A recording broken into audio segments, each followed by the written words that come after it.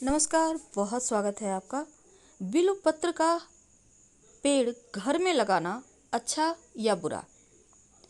अगर आपके घर में है तो इसके क्या फल मिलेंगे? शिव पुराण में बिल्वपत्र के पेड़ या उसके पत्तों की पूजा का महत्व बताया गया है। मनुष्य ही नहीं, देवता भी बिल्वपत्र के वृक्ष की पूजा करते हैं। अगर हम पुराणों की माने तो भगवान शिव शिवलिंग पर बिल्वपत्र अर्पित करने वाले की हर कामना पूरी करते हैं।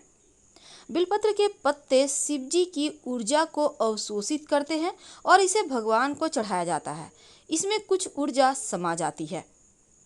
बिल्वपत्र के पौधे की जो जड़ हैं, इनके आसपास स्नान करने से ब्रह्मांड के सभी पवित्र जल में स्नान करने का पुण्य फल प्राप्त होता है और वह व्यक्ति पवित्र और दिव्य हो जाता है।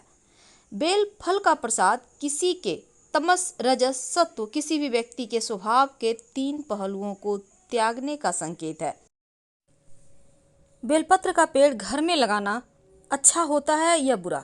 आज हम आपके साथ साझा करेंगे। देखिए, सावन का महीना आ रहा है। अब ऐसे में आप शिव जी को हर रोज ही बेलपत्र अर्पित करेंगे और सावन के महीने में या फिर प्रदोष व्रत के दिन भी आप बेलपत्र अर्पित करें तो फिर इससे पुण्य ही नहीं सिर्फ प्राप्त होता बल्कि पापों से भी मुक्ति मिलती है। अगर किसी कारणवश बेलपत्र आपको ना मिले तो आप सोना, चांदी, तांबा का बेलपत्र बनवा लें। वैसे आपको सुनार के यहाँ मिल जाएगा और फिर उसी से आप पूजा करें, नित्य दिन शिव जी पर अर्पित करें। भगवान शिव को जब आप बेलपत्र अर्पित करते हैं तो जीवन के हर कष्ट ही दूर हो जाते हैं। माना जाता है कि बेलपत्र के पेड़ की जड़ में महादेव का वास होता है और इसीलिए इसे श्री वृक्ष भी कहते हैं और बेल के फल को श्रीफल कहते हैं। बेलपत्र की 3 पत्तियां एक साथ होना त्रिदेव के रूप भी माना जाते हैं और बेलपत्र को लेकर एक किंवदंती है कि एक बार पार्वती जी ने अपनी उंगली से अपने ललाट पर आया पसीना पोंछकर फेंक दिया। उनके पसीने की कुछ बूंदें मंदार पर्वत पर गिरी और उसी से बेलपत्र का वृक्ष उत्पन्न हुआ।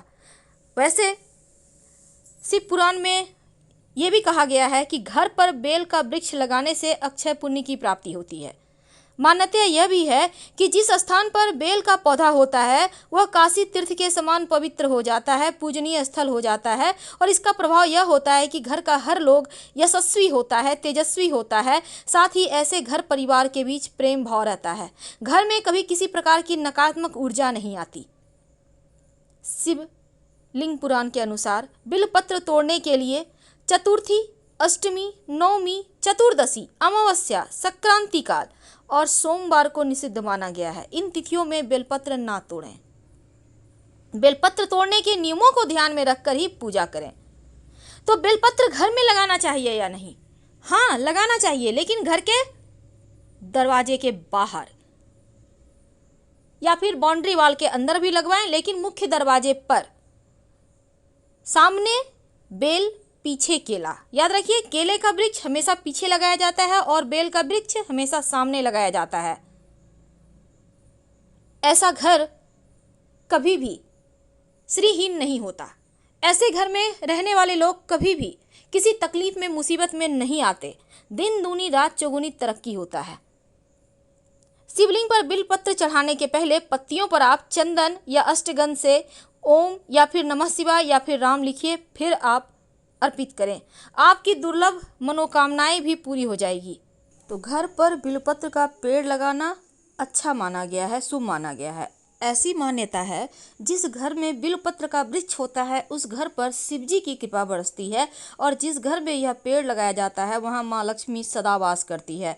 धन धान्य की कोई कमी नहीं होती, बस दिशा का ध्यान रखना है।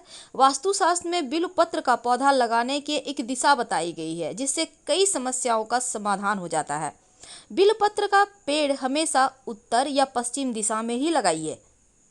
घर के आंगन में बिल्वपत्र का पेड़ लगाने से बुरी शक्तियां घर में प्रवेश नहीं करती, तंत्र मंत्र बाधाओं से मुक्ति दिलाता है, घर परिवार के लोगों की रक्षा करता है और घर में इस पेड़ के होने से सकारात्मक ऊर्जाएं भी आती है। साथ ही चंद्र दोष से भी छुटकारा मिलता है। ज्योतिष में यह भी कहा गया है कि बिल्वपत्र का पत्ता कभी बासी नहीं होता और आपके पूजा के लिए बिल्वपत्र का पत्ता नहीं है तो आप दूसरे का चढ़ाया हुआ बिल्वपत्र को धोकर दोबारा से शिव जी को अर्पित कर सकते हैं। हम आपसे विदा लेते हैं। जानकारी जानकारी अच्छी लगे तब लाइक कर सब्सक्राइब करें, अपनों से शेयर करें और कमेंट में हर हर महादेव जरूर लिखें। धन्यवाद।